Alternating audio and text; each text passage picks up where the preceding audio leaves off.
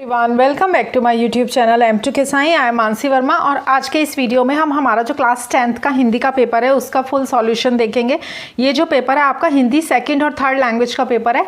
80 marks का ये paper है और ये 21 जुलाई यानी कि 21 जुलाई 2023 की डेट का पेपर है। ये 80 मार्क्स का पेपर है आपका। अब आप देखो हिंदी के दो पेपर होते हैं आपका। ये जो आपका 80 मार्क्स का पेपर है सेकेंड और थर्ड लैंग्वेज वाला, ये आपका जो लोक भारती बुक है आपकी 10th क्लास की उसके बेसिस पर आया है। और जो आपका दूसरा पेपर आता है, कई बच्चे संस्कृत जो ऑप्शन में लेते हैं उनका पेपर होता है, उसका नाम होता है हिंदी कंपोजिट। और वो भी आपका सेकंड और थर्ड लैंग्वेज का पेपर होता है, लेकिन वो हिंदी कंपोजिट का होता है और वो 40 मार्क्स का होता है। 40 मार्क्स मतलब 40 मार्क्स तो इस पेपर के होते हैं और 40 मार्क्स जो होते हैं वो आपके संस्कृत के पेपर के होते हैं। तो टोटल मिला के आपका 80 मार्क्स हो जाता है। लेकिन जो जिनके पास कंपोजिट में नहीं है, मतलब जो बच्चे संस्कृत नहीं लेते, उनका सिर्फ हिंदी का पेपर होता है, तो वो 80 मार्क्स का होता है। और कंपोजिट वालों के लिए ये लोक भारती वाली बुक नहीं लगी होती है। जो कंपोजिट वाले बच्चे हैं उनके लिए ये लोकवाणी वाली बुक लगी रहती है। और कई बच्चे जो संस्कृत नहीं लेते उनके लिए लोकवाणी का भी 80 मार्क्स का ही पेपर आता है। तो चलिए हमारे पेपर का सॉल्यूशन देखना शुरू करते हैं। तो अभी इस पेपर में हम हिंदी कंपोजिट का नहीं, जो आपका 80 मार्क्स का 21 जुलाई 2023 का पेपर है वो हम देख रहे हैं। और जो उससे पहले का आपका पेपर है ये देखिए, इसी का आपका सेकेंड और थर्ड लैंग्वेज का जो आपका 8 मार्च 2023 की डेट का पेपर है, ये भी 80 मार्क्स का है। इसका सॉल्यूशन, इसका कोड नंबर है N876। ये मार्च वाले बच्चों का पेपर है। जो मार्च में पेपर क्लियर करने से रह गया था उनका जो री अटेम्प्ट होता है ना, री एग्जाम, सप्लीमेंट्री एग्जाम भी उसे बोलते हैं, कॉम्प्लीमेंट्री एग्जाम भी बोलते हैं, जो जुलाई और कभी कभी अगस्त के महीने में होता है, वही ये पेपर है। तो पहले 8 मार्च को हुआ था और इस बार आपका हुआ है 21 जुलाई को। ये री एग्जाम का पेपर है। तो चलिए दोनों का सॉल्यूशन आपको मेरे चैनल पर मिल जाएगा। इसका सेक्शन है, इसका सेट नंबर है N274। तो पहला सेक्शन देखते हैं, विभाग 1 गद्य विभाग। ये 20 मार्क्स का है, मतलब जिसे इंग्लिश में आप प्रोज बोलते हो उसे हिंदी में गद्य बोला जाता है। निम्नलिखित पठित गद्यांश, यानी कि एक गद्यांश दिया गया, एक पैराग्राफ दिया गया, उसको पढ़कर आपको नीचे जो सूचनाएं दी गई हैं उनके आंसर लिखने हैं। तो ये जो आपका पैराग्राफ है, रामस्वरूप दरी उठाते हुए और बीबी जी के कमरे में से, ये आपका जो है रीढ़ की हड्डी चैप्टर 9 है उसमें से लिया गया है। चैप्टर का नाम क्या है? रीढ़ की हड्डी और चैप्टर का नंबर है 9, यानी कि चैप्टर 9। अब इसके क्वेश्चन आंसर देखते हैं हमारे।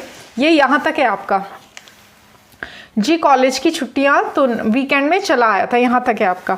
अब इसका पहला क्वेश्चन है, गो प्रसाद को मकान ढूंढने में तकलीफ नहीं हुई। कारण जब वो पूछते हैं ना उनसे गो प्रसाद जी से कि मकान ढूंढने में तकलीफ तो नहीं हुई, तो वो कहते हैं, क्या कहते हैं गो प्रसाद जी? खंगारकर, ये देखो खंगारकर नहीं, तांगे वाला जानता था। रास्ता मिलता कैसे नहीं, मतलब तांगे वाला जानता था इसलिए उन्हें रास्ता ढूंढने में तकलीफ नहीं हुई। तो पहले वाले का आंसर क्या है? तांगे वाला जानता था। दूसरा है, उमा को अवगत कलाएं। अवगत मतलब उमा कौन कौन सी कलाएं जानती थी। तो ये देखो उमा को कौन कौन से, उमा बाजा व सितार बजाती थी, अच्छा गाती थी। और आप उसका पूरा जब चैप्टर रीड करोगे तो उसमें ऐसी बहुत सारी चीज़ें हैं जो उमा के बारे में उस चैप्टर में बोली गई हैं। और देखो ये दोनों क्वेश्चन हो गए। ये देखो हारमोनियम, सितार भी, मतलब देखो सितार भी बजाती थी, गाना भी गाती थी। आपने चैप्टर पढ़ा होगा तो आपको याद रहेगा। तो वो बाजा और सितार भी बजाती थी, अच्छा गाती भी है ये। उसके बाद नेक्स्ट क्वेश्चन है, तालिका पूर्ण कीजिए। राम स्वरूप द्वारा गो प्रसाद के बारे में दी गई जानकारी। तो लास्ट में वो कहता है ना कि तुमने तो हमसे झूठ बोला है, ऐसे ऐसे करके बोलता है। तो वो क्या कहता है? अब यहाँ पर देखो क्वेश्चन है, राम स्वरूप द्वारा गो प्रसाद के बारे में दी गई जानकारी। तो राम स्वरूप ने गो प्रसाद के बारे में जानकारी थोड़ी ना दी थी। राम प्रसाद ने तो किसके बारे में उमा के बारे में गो प्रसाद को जानकारी दी थी। राम प्रसाद ने उमा के बारे में दी गई थी। और दूसरा क्या है? ये तो हो गया, देखो ये तो है, अगर क्वेश्चन आपको चेंज करके भी मिल जाएगी, राम प्रसाद द्वारा गो प्रसाद को उमा के बारे में, ठीक है, उमा के बारे में, ये तो हो गया क्योंकि क्वेश्चन तो चेंज होता है। एक तो ये हो गया। दूसरा, अगर सिर्फ गो प्रसाद का जाने तो राम प्रसाद द्वारा गो प्रसाद के बारे में किसको जानकारी दी गई थी? रूपा को जानकारी दी गई थी। किसको? रूपा को। ये देखो प्रेमा को, प्रेमा को, रूपा को नहीं, प्रेमा को। प्रेमा जब पूछती है ना कि भाई लड़का कैसा है, ये देखो प्रेमा पूछती है ना उससे, रामस्वरूप से, कि भाई लड़का कैसा है, और लड़का तो क्या बोलता है वो कि बाप शेर है तो लड़का 100 शेर है। बीएससी के बाद लखनऊ में ही तो पढ़ता है, मेडिकल कॉलेज में। कहता है कि शादी का सवाल दूसरा है। तो आप 2 पॉइंट जो लिखोगे वो ये लिख देना। देखो बाप शेर है तो लड़का सवा शेर है। दूसरी जानकारी दे सकते हो आप कि बीएससी के बाद लखनऊ में ही तो पढ़ता है, मतलब 2 पॉइंट आपको मिले हैं ना। तो अगर प्रेमा, ये रूपा नहीं प्रेमा है, ये प्रेमा नाम है आपका, रूपा 12th के चैप्टर में है। रामस्वरूप द्वारा प्रेमा को दी गई जानकारी, तो रामस्वरूप द्वारा प्रेमा को क्या जानकारी दी जाती है गोप्रसाद के बारे में कि बाप शेर है तो लड़का सवा शेर है, बीएससी के बाद लखनऊ में ही तो पढ़ता है, मेडिकल कॉलेज में है। तो 2 पॉइंट बना के आप ये लिख सकते हो। नेक्स्ट क्वेश्चन देखते हैं। तो दोनों का आपको पता चल गया। अगर उमा के बारे में जानकारी आए तो भाई कि उमा गोप्रसाद को झूठी जानकारी देता है ना, दो उमा के बारे में कि भाई उमा तो सिर्फ मैट्रिक पास है और आंखें दुखने से चश्मा लगाती है। तो आपको क्वेश्चन पे जरूर ध्यान देना है कि रामप्रसाद द्वारा गोप्रसाद को किसके बारे में जानकारी दी गई है, या गोप्रसाद के बारे में रामप्रसाद, मतलब चेंज ना हो आपको आंसर लिखने से पहले, क्योंकि 2023 में तो ये हो चुका है, अब 2024 वालों के लिए तो चेंज होके ही आएगा ना। नेक्स्ट क्वेश्चन देखो, निम्नलिखित लड़कों के लिंग परिवर्तन कीजिए, शब्दों के लिंग परिवर्तन कीजिए। लाडली का लाडला, तांगे वाला का तांगे वाली। नेक्स्ट है, आकृति में दिए हुए शब्दों से कृदंत शब्द ढूंढकर उसका अर्थपूर्ण वाक्य में प्रयोग कीजिए।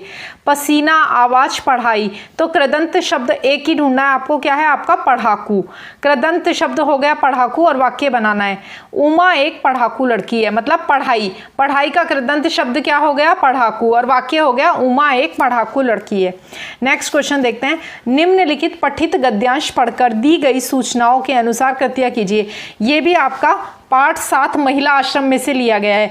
ये जो गद्यांश है आपका, ये चैप्टर 7 महिला आश्रम उस चैप्टर का नाम है, ये देखिए उसमें से लिया गया है। चलिए इसके क्वेश्चन आंसर देखते हैं।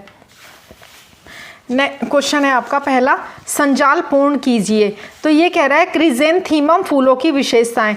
तो क्रिजेंथीमम की स्पेलिंग ये होती है, देखो CHRYSANTHEMUM, इसे बोलते हैं क्रिजेंथीमम। और इनकी विशेषताएं क्या होती हैं ये देखो, आंसर देखो।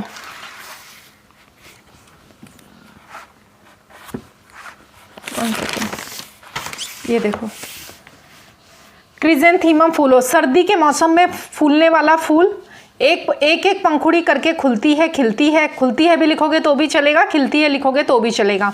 इसकी कलियां महीनों तक नहीं खुलती, ये फूल बहुत टिकते हैं। ये देखो क्रिजेंथियम, और इसको अगर आपको इसमें ढूंढना है पैराग्राफ में तो ये देखो, फूलों, गुलदावदी को ही क्रिजेंथीमम बोलते हैं। जो गुलदावदी है ना हिंदी में, उसी को इंग्लिश में क्रिजेंथीमम बोलते हैं। उसकी देखो, उसकी कलियां महीनों तक खुलती ही नहीं, और खुलती हैं तो कैसे खुलती है, देखो एक पंखुड़ी करके खिलती हैं, वे टिकते भी बहुत हैं। ये सारी बातें किसके बारे में बोली गई हैं, क्रिजेंथीमम फूलों के बारे में बोली गई हैं। अब नेक्स्ट क्वेश्चन देखते हैं। 1 या 2 शब्द में उत्तर लिखिए। ये फूल भी खिलने लगे हैं, किसके लिए बोला गया है, गुलाब के लिए बोला गया है। ये देखो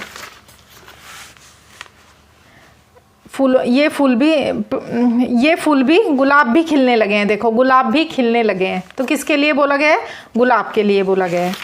नेक्स्ट है आपका गद्यांश में उल्लेखित मौसम। तो कौन से मौसम के बारे में बात हो रही है, यहाँ सर्दी अच्छी है, तो सर्दी के बारे में बात हो रही है। नेक्स्ट है आपका, इन फूलों ने अधिक आनंद दिया। तो ये कौन से हैं, कॉस्मोस की बात हो रही है। ये देखो, कॉस्मोस के दिन गए, उन्होंने बहुत आनंद दिया। किसके बारे में बात हो रही है, कॉस्मोस के बारे में। कॉस्मोस के दिन तो गए, उन्होंने बहुत आनंद दिया, तो किसकी बात हो रही है, कॉस्मोस की, कॉस्मोस। नेक्स्ट है, लेखक ने इस फूल को विदा दी। विदा किस फूल को दी, जीनिया को। ये देखो लास्ट वाली लाइन में है, देखो 1-2 महीने फूल देकर अंत में वह सूख गया, परसों ही मैंने उसे विदा दी। तो किसके बारे में बात हो रही है यहाँ पे, जीनिया की। देखो जीनिया का एक पौधा रास्ते के किनारे पर था, जो आए सो उसकी कली तोड़े, फिर मैंने इस बड़े पौधे को वहाँ से निकालकर सिरहाने पर लगा दिया, फिर इतने सुंदर फूल दिए, इसकी आंखें मानो उत्कटता से बोली हो ऐसी लगती है। 2-1 महीने फूल देकर अंत में वो सूख गया, परसों ही मैंने उसे विदा दी। तो किसकी बात हो रही है, जीनिया की। नेक्स्ट देखते हैं, नेक्स्ट क्वेश्चन, जिनका एक वचन और बहुवचन रूप गद्यांश में प्रयुक्त है ऐसा शब्द ढूंढकर लिखिए। तो 2 लिखे हैं हमने, देखो फूल भी यूज हुआ है उसमें और फूलों भी यूज हुआ है। तो फूल एक वचन है और फूलों बहुवचन है। वैसे ही कली शब्द भी आया है गद्यांश में, तो कली एक वचन है और कलियां बहुवचन है। तो 2 शब्द आपको बता दिए, फूल और कली। फूलों हो जाएगा फूल का, और कली का कलियां हो जाएगा। नेक्स्ट है, कृति पूर्ण कीजिए। उपसर्ग युक्त शब्द प्रतिदिन शब्द है दिन, और उपसर्ग युक्त है इसका प्रतिदिन, और प्रत्यय युक्त शब्द है दिन भर। अब नेक्स्ट है आपका जीवन जीने की प्रेरणा फूलों से प्राप्त होती है विषय पर 25 से 30 शब्दों में अपने विचार लिखिए। 2 नंबर का है ये, और एक आपका ये ऐसा पीछे भी आया है, ये देखो, बेटी पढ़ाओ विषय पर 25 से 30 शब्दों में अपने विचार लिखिए। तो पहले वाला जो आपका क्वेश्चन है उसके बाकी सब क्वेश्चन तो हो गए हैं। देखो पहले वाला क्वेश्चन हो गया है, ये वाला भी हो गया है हमारा कि भाई बाप शेर है तो लड़का सवा शेर, फिर ये भी हो गया है, फिर ये भी हो गया। अब लास्ट इसका बचा था हमारा बेटी पढ़ाओ विषय पर 25 से 30 शब्दों में, तो ये वाला देख लेते हैं। ये देखो, स्क्रीनशॉट ले लो। बेटी बचाओ बेटी पढ़ाओ की शुरुआत प्रधानमंत्री जी ने 22 जनवरी 2015 को पानीपत हरियाणा में की थी। बेटियों को पढ़ाने से महिलाओं के सशक्तिकरण मतलब एम्पावरमेंट से जुड़े मुद्दों का समाधान होता है। एक शिक्षित नारी गृहस्थ जीवन में शांति और खुशहाली का स्रोत होती है। स्त्री शिक्षा हमारे संस्कृति के ऊर्जा और विकास का संचार है। देखो गर्ल एजुकेशन के ऊपर तो लिखना बहुत आसान है, यहाँ पे सिर्फ 25 to 30 वर्ड्स बोला था इसलिए हमने इतना सा लिखा है, वरना अगर आपको 80 वर्ड्स के लिए भी ये मिल जाए ना, निबंध आ जाए लिखने के लिए कि बेटी बचाओ या बेटी पढ़ाओ के ऊपर निबंध लिखो 80 से 100 शब्दों का, तो भी आप इसे बड़े आराम से लिख सकते हो कि लड़कियों की शिक्षा आएगी, लड़कियों को शिक्षा दी जाएगी तो वे सशक्त बनेंगी, अपने पैरों पे खड़ी हो जाएंगी, उनका एक्सप्लॉयटेशन मतलब उनका शोषण नहीं होगा। इस तरीके से आप जो है लिख सकते हो उसे। और जो हमारा दूसरा क्वेश्चन हमने देखा था कि जीवन जीने की प्रेरणा फूलों से प्राप्त होती है विषय पर 25 से 30 शब्दों में अपना विचार लिखिए, तो ये वाला देखते हैं। ये देखिए, फूलों का जीवन कम अवधि का होता है। कम अवधि का मतलब कम टाइम का होता है। देखो सुबह में फूल खिलते हैं और शाम को बेचारे मुरझा जाते हैं, लेकिन फिर भी जब तक वे मुरझा नहीं जाते तब तक वातावरण में सुगंध फैलाते रहते हैं। इसी प्रकार हमें भी समाज में ऐसा ही स्वभाव रखना चाहिए जिससे हमारे आसपास के लोगों को सुख की प्राप्ति हो सके। तो ये टोटल 48 वर्ड्स हैं। देखने में लग रहा होगा कितना छोटा सा है, 4-5 लाइन का, लेकिन फिर भी 48 वर्ड्स हैं। यानी कि आप एक छोटा सा पैराग्राफ लिखोगे इतना सा, देखो 4-5 लाइनों का, तो भी आपके आराम से 40 से 50 शब्द हो जाएंगे। ये होगा वो जो हमने कृदंत वाला एक शब्द देखा था ना, प्रत्यय वाला, ये देखो ये वाला प्रत्यय लगाने वाला अभी वर्ड देखा था ना हमने, नेक्स्ट पेज पे है वो, ये रहा। ये देखिए, कृतिपूर्ण कीजिए उपसर्ग युक्त शब्द, इसमें एक ही यहाँ दिया है लेकिन एक एग्जाम्पल के तौर पे एक एक्स्ट्रा लिखा है। ये देखो, धन प्लस वान इज इक्वल टू धनवान, जैसे कि खेल प्लस आड़ी इज इक्वल टू खिलाड़ी। अब प्रत्यय क्या होता है? प्रत्यय जो इंग्लिश के पेपर में आता है ना, प्रीफिक्स और सफिक्स लगाओ, वही हिंदी में प्रत्यय। देखो प्रत्यय होता है आपका सफिक्स। सफिक्स वो शब्द होते हैं जो शब्द के अंत में लगकर उनका अर्थ बदल देते हैं। जैसे दिन, दिन में एंड लगा दिए, में भर लगा दिया तो हो गया दिन भर, दिन प्लस एक कर दिया तो हो गया दैनिक। वैसे ही प्रीफिक्स होता है आपका जो स्टार्टिंग में लगाया जाता है, जैसे कि दिन का उपसर्ग क्या है? प्रति है, प्रति प्लस दिन, या फिर नित लगा दोगे तो हो जाएगा नित दिन। तो प्रीफिक्स और सफिक्स ही है ये, इसलिए प्रत्यय और उपसर्ग क्या है ये देख के कंफ्यूज होने की बिल्कुल जरूरत नहीं है। नेक्स्ट क्वेश्चन देखते हैं। ये हो गया आपका। अब आपका आता है ई। निम्नलिखित पठित गद्यांश पढ़कर दी गई सूचनाओं के अनुसार कृतियां कीजिए। पहला वाला संज्ञा पूर्ण कीजिए। गंगा बाबू की विशेषताएं, कि गंगा बाबू की क्या विशेषताएं हैं? तो देखो 4 बॉक्स दिए। पहले में आ जाएगा बूटा सा कद, भारी भरकम शरीर, सरल वेशभूषा और गांभीर्य मंडित चेहरे को उद्भासित करती स्नेही मुस्कान। तो चारों हो गए आपके कंप्लीट। अब नेक्स्ट आता है आपको प्रभावित करने वाले व्यक्तित्व का। 25 से 30 शब्दों में 25 से 30 शब्दों में कीजिए। वर्णन करना है आपको ऐसे व्यक्ति का जो आपको प्रभावित करता हो। तो चलिए देखते हैं। ये पहले वाले का हो गया जो अभी बताया ना, बूटा सा कद, भारी भरकम शरीर, सरल वेशभूषा और स्नेही मुस्कान। नेक्स्ट है ये वाला। देखो मैंने कैलाश सत्यार्थी जी के बारे में लिखा है, क्यों? क्योंकि आपकी जो क्लास 10th की इंग्लिश की बुक है उसमें कैलाश सत्यार्थी जी के ऊपर चैप्टर है, और जिसके बारे में हम पूरा पढ़े हुए होते हैं उसी को अच्छे से समझ सकते हैं। कैलाश सत्यार्थी जी के ऊपर जो सेमी के बच्चे हैं उनकी इंग्लिश की बुक में भी चैप्टर है, और जो इंग्लिश मीडियम वाले बच्चे हैं उनकी बुक में भी। तो उस चैप्टर को आपने पढ़ा होगा तो उनके बारे में सारी जानकारी आपके पास बहुत अच्छे से होगी। तो चलिए, आपको पता है ना कैलाश सत्यार्थी जी भी एक सोशल वर्कर हैं, समाज सेवक हैं। मैं कैलाश सत्यार्थी जी से प्रभावित हूं क्योंकि उन्होंने भारत में बाल श्रम के खिलाफ अभियान चलाया और शिक्षा के सार्वभौमिक अधिकार की वकालत की 2014 में। 2014 में वकालत की, मतलब वकालत वो वाली वकालत नहीं जो काला कोट पहन के कोर्ट में की जाती है। मतलब उन्होंने कहा कि सबको शिक्षा मिलनी चाहिए, इस मुद्दे पर उन्होंने बात उठाई। वो मलाला यूसुफजई के साथ नोबेल शांति पुरस्कार के सह प्राप्तकर्ता थे। सह प्राप्तकर्ता थे मतलब को रिसीवर थे, मतलब उनको और मलाला यूसुफजई दोनों को वो सम्मान मिला था। उन्होंने बचपन बचाओ आंदोलन की शुरुआत की। तो 25 से 30 शब्दों में लिखा है, इसलिए इतना छोटा सा लिखा है।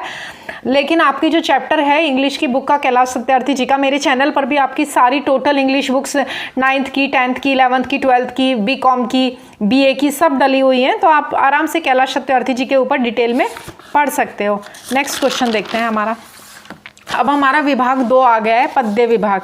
तो ये हमारा कंप्लीट हो गया है सेक्शन 1 प्रोज सेक्शन। अब चलते हैं सेक्शन 2 की तरफ। सेक्शन 2 है आपका पद्य विभाग, जिसे पोएट्री सेक्शन बोला जाता है, और ये 12 नंबर का है। देखो 12 नंबर ये और 20 नंबर वो प्रोज सेक्शन के। ये 32 नंबर यानी कि 32 मार्क्स जो हैं वो सिर्फ और सिर्फ बुक के बेसिस पर आप अपने फिक्स कर सकते हो अगर चैप्टर्स को अच्छे से सुनोगे। निम्नलिखित पठित पद्यांश पढ़कर दी गई सूचनाओं के अनुसार कृतियाँ कीजिए। मेरे तो गिरिधर गोपाल, ये जो पोएम है ये आपकी चैप्टर 6 गिरिधर नागर पेज नंबर 24 से ली गई है। आपकी जो टेक्स्ट बुक है उसका जो पेज नंबर है 24 उससे ये ली गई है। और पोएम का नाम क्या है? गिरिधर नागर। ये आपकी लोक भारती की बुक से 10th क्लास की। अब देखते हैं आंसर। पहला वाला है सत्य अथवा असत्य बताना है आपको, मतलब ट्रू और फॉल्स है। ये श्री कृष्ण के माथे पर मोर पंख का मुकुट है, ये सत्य है। ये देखो पहला ही दिया हुआ है यहाँ पे, जाके सिर मोर मुकुट मेरो पति सोई, मतलब जिसके सिर पर मोर का मुकुट है। मोर का मुकुट मतलब मोर पंख। मीरा माई ने कुल की मर्यादा नहीं छोड़ी है, ये असत्य है। ये देखो छाड़ी दई कुल की कानी कहा करी है कोई। कुल की कानी, कानी मतलब मर्यादा, छाड़ी मतलब छोड़ दी है। कुल की मर्यादा जिसने छोड़ दी है। लेकिन यहाँ पे क्या लिखा है कि मीराबाई ने कुल की मर्यादा नहीं छोड़ी है, तो ये आपका असत्य है। तीसरा है मीराबाई ने प्रेम बेली आंसुओं से नहीं सींची, असत्य है ये भी। और ये देखो असुवन जल सींची सींची प्रेम बेली बोई, मतलब आंसुओं के जल से सींच के प्रेम की बेल बोई। ये थर्ड वाले का आंसर है आपका। तो ये भी आपका असत्य है, क्योंकि यहाँ पे बोला है कि नहीं सींची, लेकिन उसने तो सींची है। नेक्स्ट है आपका मीराबाई अपने आप को दासी कह रही है, ये सत्य है आपका। ये देखो दासी मीरा लाल गिरिधर तारो अब मोही, मतलब अपने आप को मीराबाई जी क्या कह रही है कि दासी मीरा है, गिरधर जी अब तो मुझे तार दो। तो ये आपके चारों हो गए। पहले वाला सत्य, दूसरे वाला सत्य, तीसरे वाला भी सत्य, और लास्ट में 4th वाला भी सत्य। अब है पद्यांश में निम्नलिखित अर्थ के शब्द ढूंढकर लिखिए। वंश, वंश होता है आपका कुल, पास होता है ढिग। ये देखो यहाँ पे दिया है ना ढिग, संतन ढिग बैठी बैठी, मतलब संतों के पास बैठी बैठी, ढिग मतलब पास में। और वंश का है आपका कुल, तो ये छाड़ी दई कुल की कानी। ये देखो कुल वर्ड आया है ना 3rd लाइन में, कुल की कानी मतलब कुल की मर्यादा। तो वंश का हो गया आपका, वंश का हो गया आपका कुल, और पास का हो गया आपका ढिग। नेक्स्ट क्वेश्चन देखते हैं। निम्नलिखित शब्दों के विलोम शब्द पद्यांश से ढूंढकर लिखिए। तो तिरस्कार का क्या होता है आपका? तिरस्कार का है आपका सम्मान। ये देखो ये तिरस्कार का है आपका प्रेम, और छोटे का है बड़े। तिरस्कार का सम्मान होता है, लेकिन हमें विलोम शब्द इसी में से ढूंढना है। देखो पद्यांश में से ढूंढना है। तो पद्यांश में किसी का तिरस्कार के बदले क्या करते हैं, किसी को प्रेम कर सकते हैं, तो प्रेम हो गया। और दूसरा है आपका छोटे, तो छोटे का आपका हो गया विलोम शब्द बड़े। विलोम मतलब अपोजिट शब्द, तो तिरस्कार का प्रेम और छोटे का बड़े। ये देखो ये रहा बड़े और ये प्रेम का। नेक्स्ट क्वेश्चन देखते हैं। उपर्युक्त पद्यांश की क्रमशः किन्हीं 2 पंक्तियों का सरल अर्थ 25 से 30 शब्दों में लिखिए। तो कोई सी भी 2 पंक्तियों का अर्थ आपको लिखना है सरल शब्दों में। तो देखते हैं चलो। गिरी को धारण करने वाले, गायों के पालक, कृष्ण के सिवा मेरा और कोई नहीं है। हमने शुरू की लाइनों का ही लिखा है। देखो मेरे तो गिरिधर गोपाल दूसरों ने कोई, जाके सिर मोर मुकुट मेरो पति सोई। ये देखो जिनके मस्तक पर मोर का मुकुट शोभित है वे ही मेरे पति हैं। मीराबाई किसको कह रही है? कृष्ण को अपना पति कह रही है कि उनके सर पर मोर का मुकुट है, वही मेरे पति हैं। और गिरी को धारण करने वाले, मतलब गिरी जो है गोवर्धन पर्वत को बोला जाता है, जो मथुरा के आगे, वृंदावन के आगे एक जगह है गोवर्धन जी, वहां पर लोग यात्रा के लिए भी जाते हैं और गिरिधर या गोवर्धन पर्वत की परिक्रमा भी करते हैं। तो गिरी यानी कि पर्वत, गोवर्धन जी का मतलब गोबर से बना हुआ पर्वत है वो। तो गिरी को धारण करने वाले मतलब गोबर के पहाड़ को, पर्वत को धारण करने वाले, गायों के पालक, जो गायें चराते थे कृष्णा जी, उनके सिवा मेरा और कोई नहीं है। ये देखो, मेरो तो गिरधर गोपाल दूसरों ने कोई, जाके सिर मोर मुकुट मेरो पति सोई। तो ये शुरू की 2 लाइनों का अर्थ है, स्क्रीनशॉट ले लो आप। नेक्स्ट क्वेश्चन देखते हैं। तो ये हो गया आ पार्ट आ गया आपका। निम्नलिखित पठित पद्यांश पढ़कर दी गई सूचनाओं के अनुसार कीजिए। बीत गया हेमंत भ्रात शिशिर ऋतु आई, प्रकृति हुई दयुतिहीन अवनी में कुंज। ये पेज नंबर 97 पे है ये पोयम आपकी। ये देखो, पहला देखो, शिशिर ऋतु में इनमें हुए परिवर्तन, प्रकृति में, तारे में, स्वान शियार में और चंद में। ये देखो, प्रकृति कैसी हो गई है? दयुतिहीन हो गई है। ये देखो, प्रकृति हुई दयुतिहीन। आगे देखो, दयुतिहीन मतलब देखो, दयुतिहीन का मतलब होता है चमक रहित हो गई है, कांतिहीन हो गई है, कांति रहित हो गई है। तारे, अब तारे कैसे हो गए हैं? देखो, तारे हो गए निपट और मलिन। यहाँ पे देखो लास्ट टाइम में दिया हुआ है, तारे कैसे हो गए? निपट और मलिन हो गए हैं। चंद कैसा हो गया? पांडुवर्ण हो गया है। और स्वान और शियार कैसे हो गए हैं? देखो, स्वान और शियार, स्वान शियार चिल्लाकर बार बार रोते हैं। स्वान और शियार, अब यहाँ पे देखो एक साथ देखो सबका, तारे निपट और मलिन। निपट और मलिन का मतलब है धुंधले हो गए हैं। स्वान और शियार जो है चिल्लाकर बार बार रोते हैं, मतलब स्वान और शियार, स्वान कुत्ते को बोलते हैं और शियार जो है गीदड़ को बोलते हैं। चंद, चंद्र कैसा हो गया? चंद्र है ये, चंद्र, चंद्र हो गया। चंद्र ने पांडु वर्ण है पाया, मतलब चंद्रमा का रंग पीलापन लिए हुए सफेद हो गया है। स्क्रीनशॉट ले लो, आपके लिए समझने के लिए ही सारा लिखा है। नेक्स्ट क्वेश्चन देखते हैं।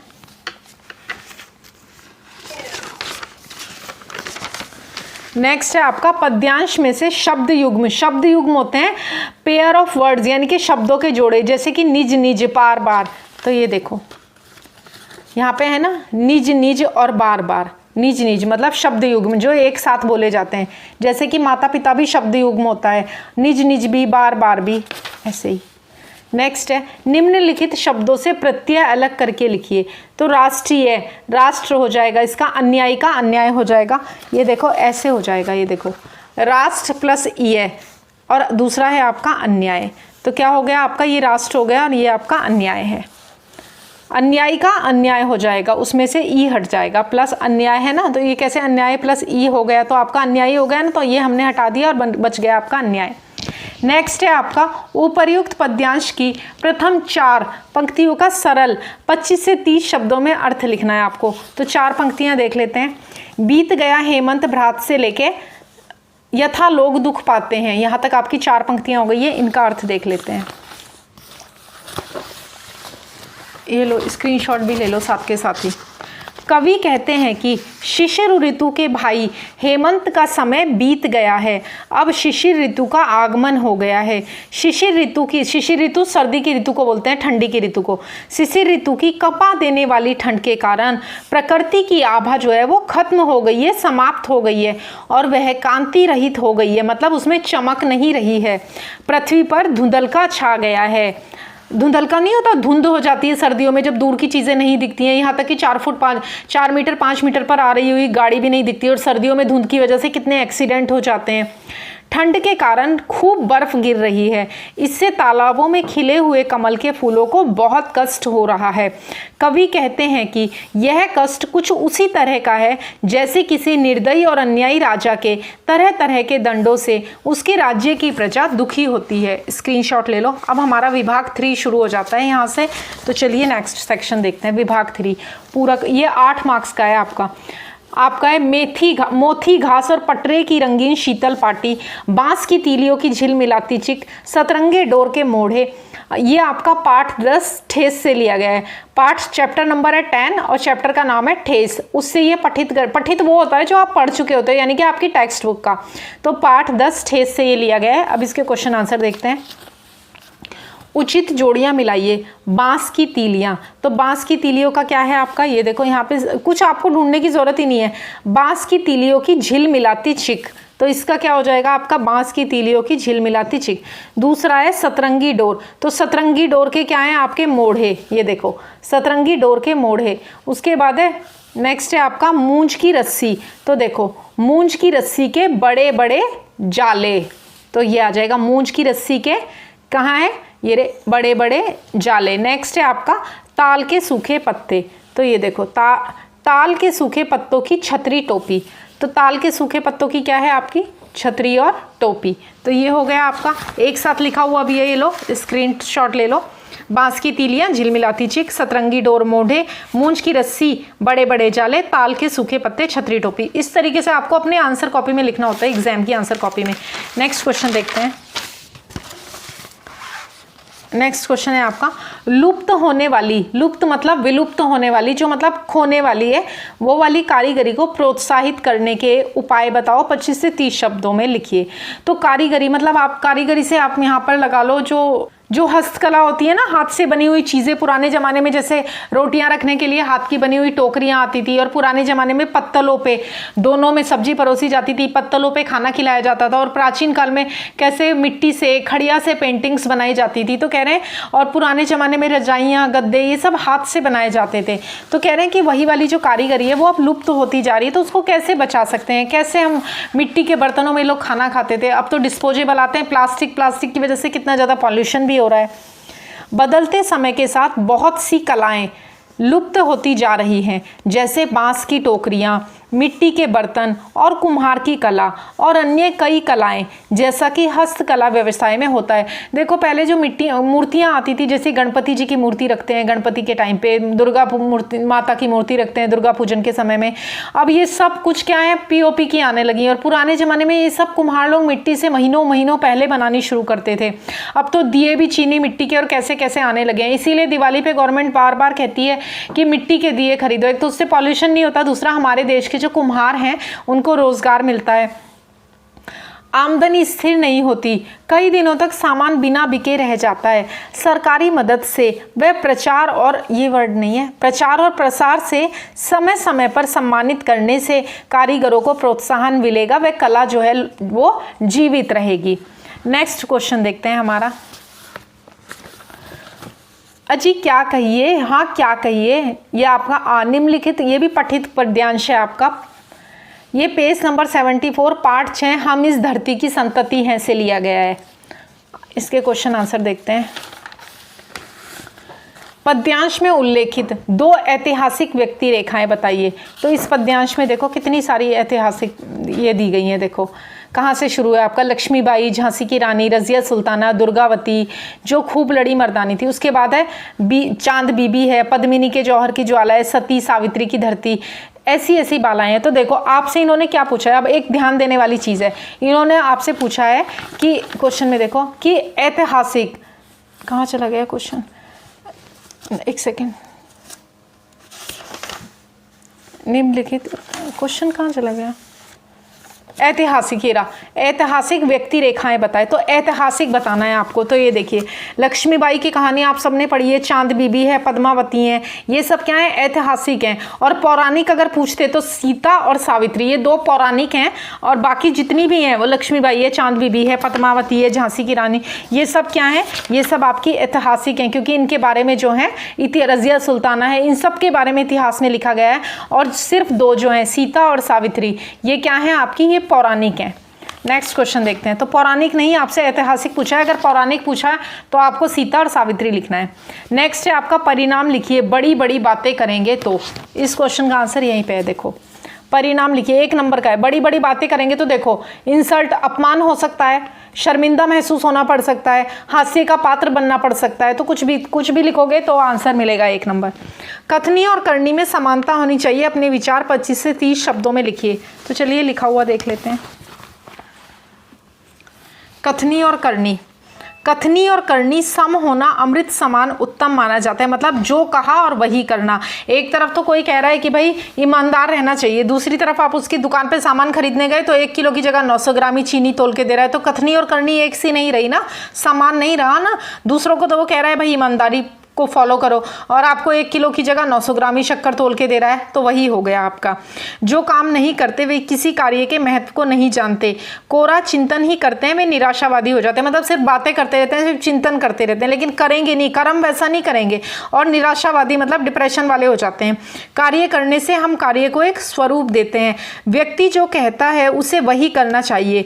कथनी और करनी में समानता होने से हम सम्मान पाते हैं।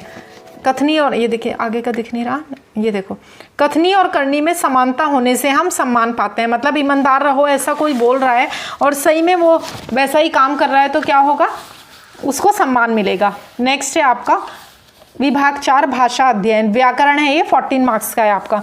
निम्नलिखित वाक्य में अधोरेखांकित शब्द का शब्द भेद पहचान कर लिखिए। इस कहानी में भारतीय समाज का चित्रण मिलता है, तो भारतीय क्या है आपका, विशेषण है आपका। नेक्स्ट है आपका निम्नलिखित अवयवों में से किसी एक अवयव, एक चीज़ और पहले इसी क्वेश्चन में देखते हैं। अगर इसमें वो, इस बार तो इसने भारतीय पूछा है, तो भारतीय क्या है, एक विशेषण है। लेकिन अगर ये कहानी बोल देता, कहानी वर्ड बोल देता, तो कहानी आपका क्या है, जातिवाचक संज्ञा है आपका।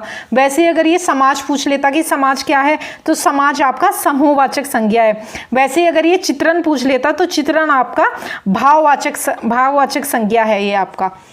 और भारतीय क्या है आपका, विशेषण है। किसी एक अव्यय का अर्थपूर्ण वाक्य में प्रयोग कीजिए। कारण, तो देखो तूफान के कारण पेड़ गिर गए, और भी बहुत सारे हैं। खिलौना टूटने के कारण बच्चा रोने लगा। एग्जाम ना पढ़ने के कारण वो एग्जाम में फेल हो गया। प्राय, वह कक्षा में प्राय गैर हाजिर रहता है। डॉक्टर क्लिनिक में प्राय गैर हाजिर रहता है, तो ये हमने प्राय वर्ड का यूज किया है। आप लिख के एग्जाम में ऐसे वर्ड को अंडरलाइन कर देना, वह कक्षा में प्राय गैर हाजिर रहता है। नेक्स्ट क्वेश्चन देखते हैं।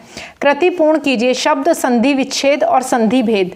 यद्यपि, यदि प्लस अपि, और इसमें यण संधि है आपकी।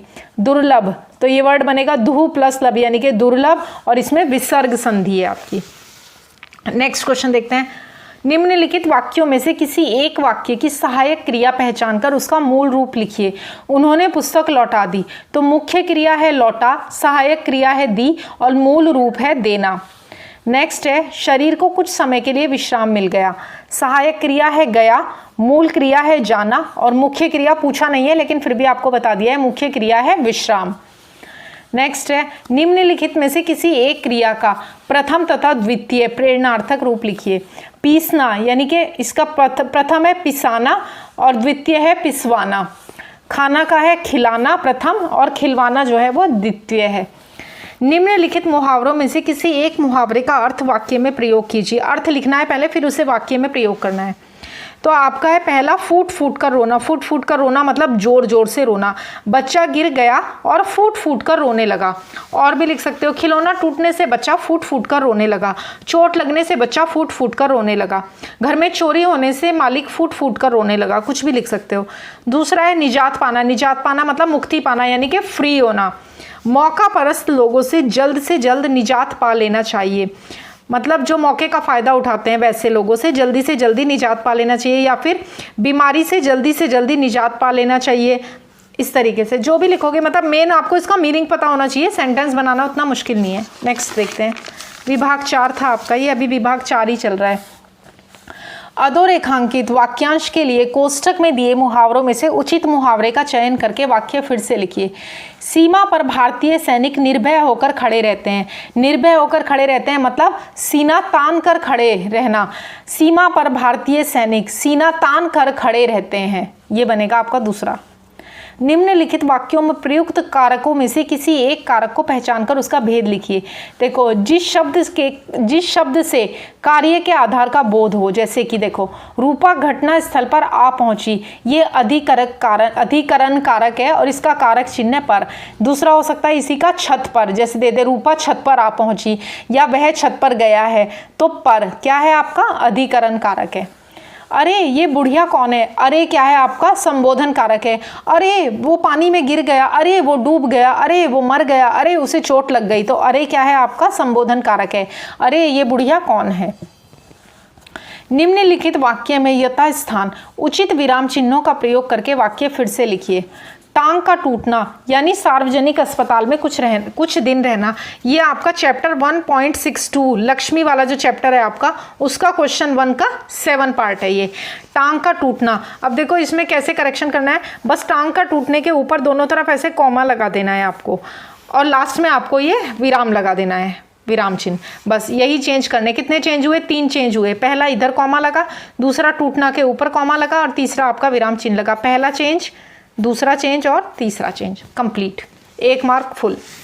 नेक्स्ट देखो, निम्नलिखित वाक्यों में से किन्हीं दो वाक्यों का सूचना के अनुसार काल परिवर्तन कीजिए। वे पुस्तक शांति से पढ़ते हैं, तो ये सामान्य भूतकाल में चेंज करना है, तो हो जाएगा वे पुस्तक शांति से पढ़ें। बुक में ही दिया हुआ है, पढ़ोगे तो समझ में आ जाएगा, बहुत ईजी है।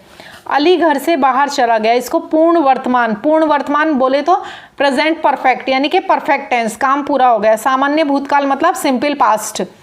चला गया है, अली घर से बाहर चला जाता है, तो इसका हो जाएगा अली घर से बाहर चला गया है। पूर्ण वर्तमान काल, और वर्तमान काल में तो है आता है, और भूतकाल में था वगैरह आता है। सरकार एक ही टैक्स लगाती है, सामान्य भविष्य काल मतलब future tense, simple future, present indefinite व्यू से बोलते हैं। सरकार एक ही टैक्स लगाएगी, हो गया आपका। नेक्स्ट देखो, निम्नलिखित वाक्य का रचना के आधार पर भेद पहचान कर लिखिए। वह बूढ़ी काकी पर झपटी और दोनों हाथों से झटक कर बोली। ये संयुक्त वाक्य है, क्योंकि देखो इसमें और आया है, और वर्ड को लगा के दो वाक्यों को एक किया गया है। हिंदी में इसे बोलते हैं कंपोजिट, इंग्लिश में इसे बोलते हैं कंपोजिट सेंटेंस। इंग्लिश का पेपर कंपोजिट लैंग्वेज, इंग्लिश का जो पेपर है आपका फर्स्ट लैंग्वेज का भी और सेकेंड और थर्ड लैंग्वेज का भी, टोटल पेपर्स का सॉल्यूशन दोनों इंग्लिश के पेपर का भी और बाकी अदर सब्जेक्ट के पेपर का सॉल्यूशन भी जो है मेरे चैनल पर आपको मिल जाएगा। निम्नलिखित वाक्यों में से किसी एक वाक्य का अर्थ के आधार पर दी गई सूचना अनुसार परिवर्तन कीजिए। मैं आज रात का खाना खाऊंगा, इसको आपको निषेधार्थक बनाना है। निषेधार्थक होता है नेगेटिव, मतलब आपको नेगेटिव सेंटेंस बनाना है। मैं आज रात का खाना नहीं खाऊंगा। थोड़ी बातें हुई, इसे विस्मयार्थक यानी कि एक्सक्लेमेटरी बनाना है। विस्मयार्थक मतलब एक्सक्लेमेटरी, जिसमें लास्ट में ये वाला आता है निशान। थोड़ी बातें हुई, तो इसमें हमने शुरू में वहाँ लगा दिया, वाह थोड़ी बातें हुई। और दूसरा आप अरे भी लगा सकते हो, अरे थोड़ी बातें हुई। तो वहाँ के बाद भी विस्मयबोधक आया है और अरे के बाद भी, इसे एक्सक्लेमेटरी मार्क बोलते हैं, एक्सक्लेमेशन मार्क। नेक्स्ट क्वेश्चन देखते हैं। निम्नलिखित वाक्यों में से किन्हीं दो वाक्यों को शुद्ध करके वाक्य फिर से लिखिए। तो ये आपके टेक्स्ट बुक के पेज नंबर 73 पे से लिया गया है, ये भी पेज नंबर 73 पे से लिया गया है। डॉक्टर महादेव साहा ने बाजार को पुस्तकें खरीदी, तो को की जगह हो जाएगा से, खरीदे की जगह हो जाएगा खरीदी। डॉक्टर महादेव साहा ने बाजार से पुस्तकें खरीदी। दूसरा है तिलक जी ने एक सज्जन के साथ की हुई व्यवहार बराबर था, तो इसका ये देखो ये लिखा है, तिलक जी द्वारा एक सज्जन के साथ किया हुआ व्यवहार बराबर था। तो इसमें किया आया है और द्वारा आया है, स्क्रीनशॉट ले लो। तीसरा है बरसों बाद पंडित जी को मित्र का दर्शन हुआ, तो का के हो जाएगा और हुआ का हुए। बरसों बाद पंडित जी को मित्र के दर्शन हुए। ये पेज नंबर 73 पे है आपकी टेक्स्ट बुक के। नेक्स्ट क्वेश्चन देखते हैं। विभाग 4 आपका कंप्लीट हो गया है। लास्ट सेक्शन है आपका विभाग 5 रचना विभाग उपयोजित लेखन, जिसमें आपके लेटर्स वगैरह आएंगे। तो चलिए सॉल्यूशन देखते हैं। विभाग 5 रचना विभाग, पहला क्वेश्चन, पत्र लेखन मतलब लेटर राइटिंग करनी है आपको। निम्नलिखित जानकारी के आधार पर पत्र लेखन कीजिए। अब देखो जैसे इंग्लिश के पेपर में 2 लेटर लिखने के लिए आते हैं ना, फॉर्मल और इनफॉर्मल, वैसे ही हिंदी के पेपर में भी 2 आते हैं आपके। अंकित सांगले 111 स्टेशन रोड लातूर से अपने मित्र सहेली सुधा मतलब अगर गर्ल है तो सुधा नाम ले सकते हो, लड़का है तो सुधीर नाम ले सकते हो। देश पांडे किस्मत नगर अकोला को नाट्य प्रतियोगिता में उत्कृष्ट अभिनय का पुरस्कार प्राप्त होने पर अभिनंदन करने हेतु पत्र लिखते हैं या लिखती है। या तो ये वाला लेटर लिखना है आपको या फिर दूसरा लिखना है कि रोहित रोहिणी मोरे शीतल नगर मालेगांव से व्यवस्थापक यानी कि मैनेजर को भारतीय स्टेट बैंक के मारुति नगर शाखा मालेगांव को बैंक खाता खुलवाने हेतु यानी कि बैंक अकाउंट ओपनिंग के लिए आपको आवेदन पत्र जो है मतलब एप्लीकेशन जो है वो लिखनी है, लेटर लिखना है। तो चलो देखते हैं पहला वाला, नाट्य प्रतियोगिता में उत्कृष्ट अभिनय का पुरस्कार होने पर अभिनंदन हेतु पत्र। 10 जून, अब देखो यहाँ पे XX करके मैंने क्यों इसे ब्रैकेट में डाला है, मतलब आपको ना यहाँ पे करंट ईयर लिखना होता है। अगर आपको डेट दी गई है तब तो ठीक है, अगर डेट नहीं दी गई है तो ऐसे XX करके ना लिखें, आप हमेशा करंट ईयर लिखें। जैसे अभी 2023 लिख रहा है तो आप लिखो 10 जून 2023। अभी 23 के एग्जाम तो हो गए हैं, अब 2024 में अगर आपको लेटर लिखने के लिए आएगा तो आप क्या लिखोगे 10 जून 2024, मतलब करंट ईयर आपको लिखना होता है। उसके बाद लिखा है यहाँ पे मैंने सुधीर नाम लिखा है क्योंकि इसमें क्या दिया गया है कि या तो सुधीर को लिखो या सुधा को, लेकिन मैंने अंकित या अंकिता ही लिख दिया था इसलिए यहाँ पे चेंज करके उसे सुधीर किया है। तो अंकित या फिर अंकिता किसे लेटर लिख रहे हैं, सुधीर को लिख रहे हैं। प्रिय सुधीर, सबसे पहले डेट आएगी तो 10 जून करंट ईयर की डेट आएगी 2023, तो इसलिए इसको ब्रैकेट में हाईलाइट करके आपको बताया कि करंट ईयर की डेट लिखनी है। 2023 के दोनों एग्जाम हो चुके हैं, अब 2024-25 जब भी आपको एग्जाम होगा वैसी डेट डालनी है। से प्रेम नमस्ते। हम सब लोग यहाँ कुशल पूर्वक हैं और ईश्वर से तुम सबकी कुशलता की कामना करते हैं। आज ही समाचार पत्र में तुम्हारा चित्र देखा भी आएगा, छूट गया है, तुम्हारा चित्र देखा, जिससे ज्ञात हुआ कि तुमने नाट्य प्रतियोगिता में उत्कृष्ट अभिनय के लिए प्रथम पुरस्कार प्राप्त किया है। मित्र, यह जानकर मुझे असीम आनंद हुआ मतलब बहुत खुशी हुई है। अपनी इस विशेष उपलब्धि पर मेरी हार्दिक बधाई स्वीकार करो। तुम्हारे परिश्रम और तुम्हारी प्रतिभा को देखकर हमें आशा थी कि तुम अवश्य कोई कीर्तिमान स्थापित करोगे। मैं ईश्वर से प्रार्थना करता हूँ कि भविष्य में भी इसी प्रकार सफलता तुम्हारे कदम चूमे। अपनी माताजी व पिताजी को सादर प्रणाम कहना। तुम्हारा मित्र अंकित सांगले। उसके बाद जो एड्रेस दिया गया है ना इसमें, ये देखो, अंकित सांगले या अंकिता, जो भी आपने नाम चूज़ करना है। उसके बाद 111 स्टेशन रोड लातूर, तो हमने ये अपने मन से नहीं लिखा है, यहीं से लिखा है अंकित सांगले 111 स्टेशन रोड लातूर। तो ये आपका लेटर जो है वो कंप्लीट हो गया है। और अगर लेटर लिखना नहीं आ रहा हो तो याद रखना कि लेटर में स्टेप वाइज मार्क्स मिलते हैं, मगर लास्ट में एंडिंग के भी मार्क्स हैं, बिगिनिंग के भी मार्क्स हैं, और बीच में आप जो भी लिख दो उसके भी, यानी कि बॉडी ऑफ द लेटर जो है उसके भी मार्क्स हैं। नेक्स्ट लेटर देखते हैं हमारा, इसका स्क्रीनशॉट ले लो। नेक्स्ट है, ये देखो दूसरा लेटर आपका। रोहित रोहिणी मोरे किसे लिख रहे हैं? मालेगांव से व्यवस्थापक को लिख रहे हैं, स्टेट बैंक के, भारतीय स्टेट बैंक के मालेगांव को बैंक खाता खुलवाने हेतु। देखो फॉर्मल लेटर है ये। बैंक खाता खुलवाने हेतु आवेदन पत्र। सेवा में श्रीमान शाखा प्रबंधक महोदय मतलब मैनेजर के लिए लगाया जाता है, भारतीय स्टेट बैंक, मारुति नगर शाखा, मालेगांव। विषय है आपका बैंक खाता खुलवाने हेतु आवेदन। विषय मतलब सब्जेक्ट बिल्कुल वैसे ही है जैसे आपका इंग्लिश के पेपर का लेटर लिखते हो ना, ये सेम वैसे ही है, बस ये हिंदी में है।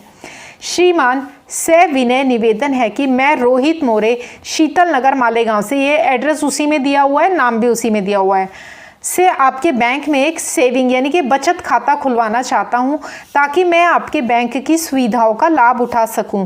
अतः श्रीमान से निवेदन है कि मेरा नया खाता शीघ्र आपके बैंक की शाखा में यानी कि बैंक में खोला जाए, जिसके लिए मैं, आप शाखा में लिख सकते हो या फिर बैंक का नाम भी लिख सकते हो, पूरा खोला जाए, जिसके लिए मैं सदैव आपका आभारी रहूँगा। आपका विश्वासी रोहित मोरे, शीतल नगर मालेगांव। मोबाइल नंबर, अब मोबाइल नंबर की जगह आप 1 2 3 4 5 6 7 8 9 और 0 ऐसे करके लिख सकते हो। डिजिट का ध्यान रखना, मोबाइल नंबर में 10 डिजिट होते हैं तो इसमें 10 है, देखो ठीक है। उसके बाद डेट डाल सकते हो आप। डेट आपको क्या बताया मैंने? करंट डेट, करंट ईयर की डालनी है, जैसे कि 10 जून 2023, और लास्ट में हस्ताक्षर में आप यहाँ पे कुछ भी आप कर सकते हो इस तरीके से। नहीं तो इस कॉलम को आप ब्लैंक भी छोड़ सकते हो, क्योंकि पेपर पे अपना नाम लिखना अलाउड नहीं होता। और मोबाइल नंबर में भी अपना मोबाइल नंबर बिल्कुल लिख के ना आए, 1 2 3 4 5 6 7 ही लिखें, या फिर कोई और नंबर लिख रहे हैं तो आप लास्ट में ऐसे जैसे 5 डिजिट लिख दिए और लास्ट में आप x करके लिख सकते हो। आप अपना नाम और अपना नंबर कहीं भी पेपर में लिखना नहीं होता, वो क्रिमिनल ऑफेंस में आता है और आपका मतलब गलत एक्टिविटी मानी जाएगी वो आपकी। नेक्स्ट है आपका गद्य आकलन यानी कि प्रोज सेक्शन की प्रश्न, क्वेश्चन मेकिंग। निम्नलिखित गद्यांश पढ़कर ऐसे 4 प्रश्न तैयार कीजिए जिनके उत्तर गद्यांश में एक वाक्य में हो, मतलब 1 सेंटेंस में आंसर होना चाहिए, बड़ा आंसर नहीं। तो ये पैराग्राफ पढ़कर आपको क्वेश्चन बनाने होते हैं। पहला देखो, ये तैयार ऐसे आपको एग्जाम की कॉपी में लिखना है। तैयार किए हुए प्रश्न। सुश्री टेसी थॉमस किस शहर की हैं? देखो यहाँ पे है ना, सुश्री टेसी थॉमस शांत निश्चल शहर अलप्पुझा केरल की हैं। तो हमने इसका क्वेश्चन बना दिया कि वे किस शहर की हैं। आंसर दिया हुआ है ना, अलप्पुझा केरल की हैं, देखो 1 लाइन में ही है, तो 1 लाइन का क्वेश्चन हो गया। दूसरा प्रश्न है अलप्पुझा केरल किस लिए प्रसिद्ध है? तो ये देखो, जो केरल किस लिए प्रसिद्ध है? अपने प्राकृतिक सौंदर्य के लिए प्रसिद्ध है। तो हमने क्वेश्चन क्या बना दिया कि अलप्पुझा केरल जो है वो किस चीज़ के लिए प्रसिद्ध है, 1 लाइन में आंसर आ गया। थर्ड क्वेश्चन है सुश्री टेसी थॉमस को बचपन से ही किस चीज़ से प्रेम था? तो देखो उनको बचपन से ही किस चीज़ से, उन्होंने इसमें बोला है, देखो बचपन से ही उन्हें विज्ञान और गणित से प्रेम रहा। तो हमने क्वेश्चन क्या बना दिया कि बचपन से ही उन्हें किस चीज़ से प्रेम रहा? तो उन्हें विज्ञान और गणित से प्रेम था। नेक्स्ट है वे किस संगठन का अंग बनने का सपना देखा करती थी? देखो थुम्बा से वे याद कर वे उससे यहाँ पे ही दिया हुआ है इसका। उस समय में वे इस संगठन का अंग बनने का सपना देखा करती थी। किस संगठन का? इसी का, DRDO यानी कि रक्षा अनुसंधान और विकास संगठन का।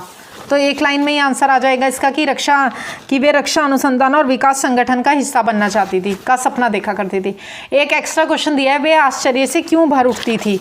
देखो, आश्चर्यजनक और विलक्षण प्रतीत होने वाले कार्य संपन्न करने के लिए उनके मतलब वो बहुत आश्चर्यचकित हो जाती थी। क्यों हो जाती थी? ऐसे कार्य देखकर। तो क्वेश्चन बन गया, वे आश्चर्य से क्यों भर उठती थी।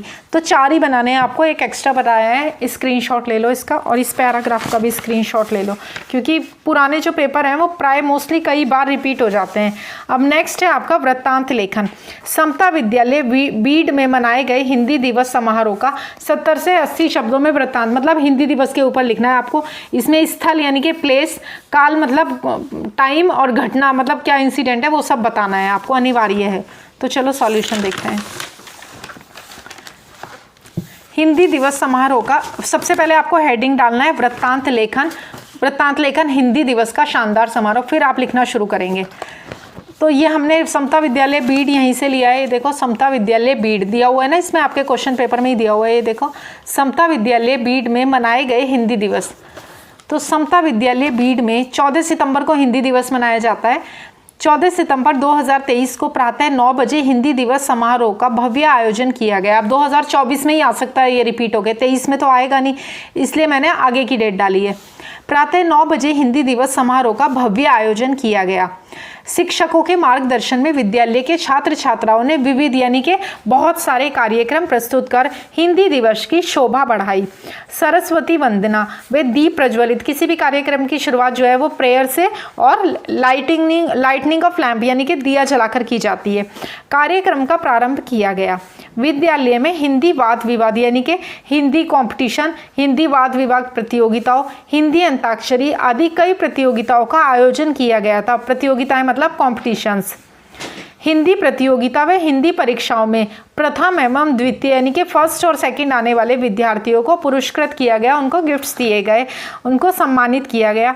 प्रधानमंत्री महोदय ने, प्रधानमंत्री नहीं, ये प्रधान अध्यापक लिखना है यहाँ पे, प्रधानाचार्य कर लीजिए इसको। प्रधानाचार्य महोदय ने हिंदी भाषा के महत्व पर प्रकाश डाला व हिंदी भाषा के अध्ययन में अभिरुचि रखने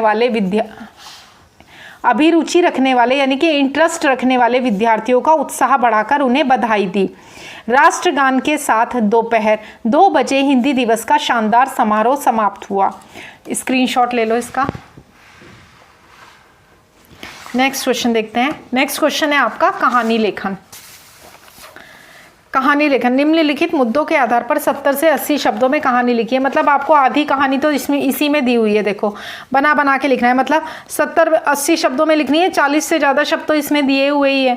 एक मजदूर दिन भर श्रम करना, बनिया की दुकान। तो चलिए कहानी देखते हैं। ये रिपीटेड कहानी है, एक बार पहले भी आ चुकी है ये एग्जाम में। बचत का महत्व, मुझे पुराने ईयर्स के पेपर देखने होंगे कि कौन से साल में ये आई थी, मैं चेक करके फिर आपको कमेंट बॉक्स में कभी लिख दूंगी। किसी गांव में एक मजदूर रहता था, अपने परिवार का भरण पोषण करने के लिए दिन भर श्रम करता था। जो इसमें वर्ड्स दिए गए उनको भी यूज़ करना होता है। शाम को मजदूरी के पैसों से वह बनिया की दुकान से रोज़ चावल खरीदता था। वह रोज़ अपने सारे पैसे खाने पीने में ही लगा देता था। एक दिन हर रोज़ की तरह जब वह चावल खरीदने पहुंचा तो बनिए ने सलाह दी कि रोज़ जो चावल ले जाते हो उसमें से थोड़ा चावल अलग रखा करो। जो चावल इकट्ठा हो जाएगा उससे तुम्हारे पास कुछ पैसे जमा हो जाएंगे। लेकिन मजदूर बनिए की सलाह की उपेक्षा कर देता है। तब बनिया खुद ही उसके चावलों में से रोज़ थोड़ा थोड़ा चावल अलग इकट्ठा करता है। 15 दिन के बाद, ये देखो इसमें दिया हुआ है 15 दिन को आप ऐसे भी लिख सकते हो, मैंने उसे नंबर में लिखा है। 15 दिन बाद मजदूर के हाथ में 2 किलो चावल देना। 15 दिनों के बाद मजदूर के हाथ में देता है 2 किलो अतिरिक्त चावल। 2 किलो अतिरिक्त चावल देता है तो चावल पाकर मजदूर आश्चर्यचकित हो जाता है। तब बनिए ने मजदूर को उस दिन की बात बताई, जिस दिन वो उसे कहता है ना कि चावल बचा, और बनिया जो है बनिए की बात मजदूर इग्नोर कर देता है। तो बनिए की बचत की बात से अब मजदूर की आंख खुल गई। उसी दिन से मजदूर ने बचत करने की ठान ली, क्योंकि उसे बचत का महत्व जो है वो समझ आ गया था। और इस कहानी का टाइटल भी हमने क्या दिया है, बचत का महत्व। सिर्फ बचत भी लिखोगे ना तो भी मार्क्स मिलेंगे। मजदूर को, ये देखो आपकी कहानी पूरी हो गई। नेक्स्ट क्वेश्चन देखते हैं हमारा। नेक्स्ट क्वेश्चन है आपका विज्ञापन लेखन। विज्ञापन लेखन मतलब एडवर्टाइजमेंट आपको बनाना है। 50 से 60 शब्दों में विज्ञापन तैयार करना है, 5 मार्क्स मिलेंगे। देखो विज्ञापन तैयार करना बहुत ईजी होता है, इसके 5 मार्क्स है ना बिना कटे ही आपको मिल जाते हैं, क्योंकि बहुत कम इसमें लिखना होता है, पॉइंट्स भी आपको दिए हुए होते हैं। तो चलिए देखते हैं हमारा विज्ञापन लेखन। क्या आपको पुष्प पसंद है तो आइए सुगंधित फूलों से आनंदित हो जाइए। पुष्प प्रदर्शनी। अब पहला हेडिंग आपका क्या है, पुष्प प्रदर्शनी। फिर क्या है, समय तिथि और स्थान बताना है। समय तिथि और स्थान, सुबह 10 बजे से शाम 5 बजे तक, 10 अगस्त 2023 गुरुवार के दिन। स्थान सारसबाग पुणे। सारसबाग पुणे मैंने लिखा है अपने मन से, आप कोई भी कुछ भी जगह का नाम लिख सकते हो, पुणे का लिख सकते हो, नासिक का लिख सकते हो, मुंबई का लिख सकते हो, जहाँ चाहो वहाँ दिखा सकते हो। अब नेक्स्ट है आपका उपलब्धियां तथा विशेषताएं। तो उपलब्धियां तथा विशेषताएं में आप लिख सकते हो कि रंग बिरंगे फूल देखने को मिलेंगे, आपको विदेशी फूल देखने को मिलेंगे, रात दिन के फूल मतलब रात को खिलने वाले फूल भी और दिन में खिलने वाले फूल भी मिलेंगे। अब उद्घाटककर्ता के लिए उद्घाटक, अब देखो उद्घाटक नगर अध्यक्ष श्रीमान, आप मैंने नाम नहीं लिखा, आप कोई नाम भी लिख सकते हो कि नगर अध्यक्ष श्रीमान इनके द्वारा उद्घाटन किया जाएगा। संपर्क करने के लिए 1234 ऐसे मोबाइल नंबर डालना है। ईमेल आईडी भी डाल सकते हो abc@gmail.com।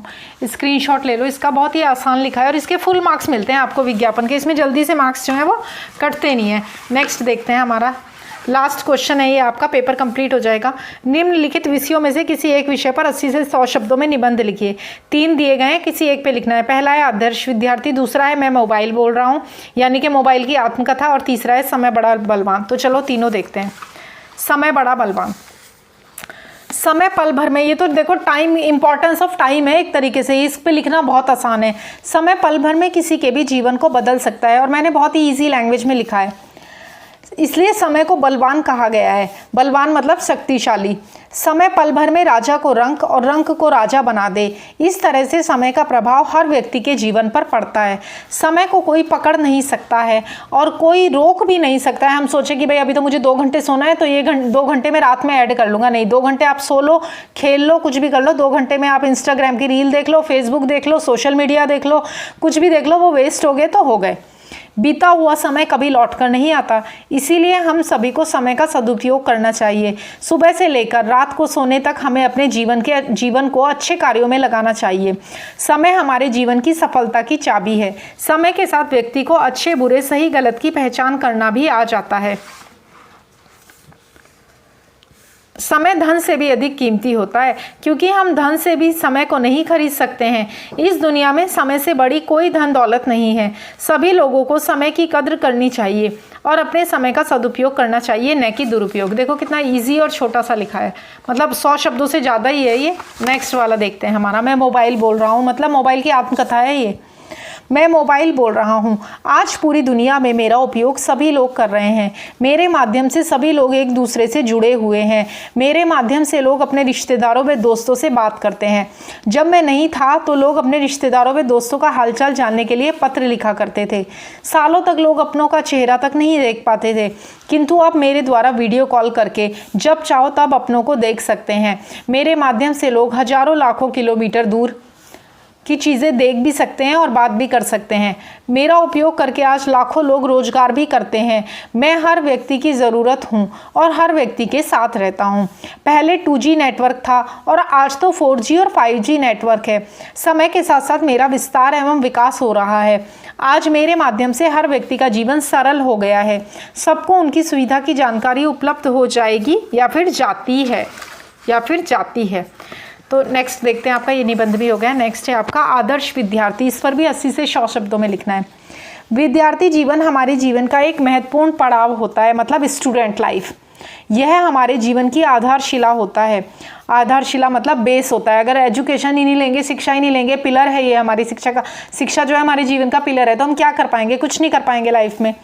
विद्यार्थी जीवन में हम जो कुछ भी सीखते हैं और जो भी आदतें अपने जीवन में समाहित करते हैं, मतलब अपनी लाइफ में उनको इनहेरिट करते हैं, वही आगे चलकर हमारी ज़िंदगी की दिशा तय करती हैं। हम कुसंगति यानी कि गलत संगति गलत आचरण और नकारात्मक चीज़ों यानी कि नेगेटिव थिंग्स में पढ़कर अपना जीवन बर्बाद भी कर सकते हैं और अच्छी पढ़ाई करके अच्छा आचरण और सद्गुणों को सीखकर अपना आने वाला भविष्य बेहतर बना सकते हैं। हर विद्यार्थी को एक आदर्श विद्यार्थी बनना चाहिए, क्योंकि एक आदर्श विद्यार्थी हमेशा सच्चे रास्तों पर चलता है, मेहनत और लगन से पढ़ाई करता है और अपने भविष्य को बेहतर बना लेता है। ऐसे सफल विद्यार्थी अन्य छात्र छात्राओं के लिए आदर्श विद्यार्थी बन जाते हैं और उनसे प्रेरित होकर वे भी अपने जीवन में आदर्श विद्यार्थी बनते हैं। तो ये आपका तीसरा निबंध आदर्श विद्यार्थी भी हो गया, तीनों हो गए, आपका पेपर कंप्लीट हो गया है। पेपर अच्छा लगा हो तो वीडियो को लाइक करें, अपने फ्रेंड्स के साथ और स्टडी ग्रुप्स में शेयर करें और ऐसे और यूज़फुल वीडियोज़ के लिए प्लस स्टडी मटेरियल के लिए मेरे चैनल M2K Science को सब्सक्राइब करें। Thank you for watching. Please like share and subscribe. Thank you.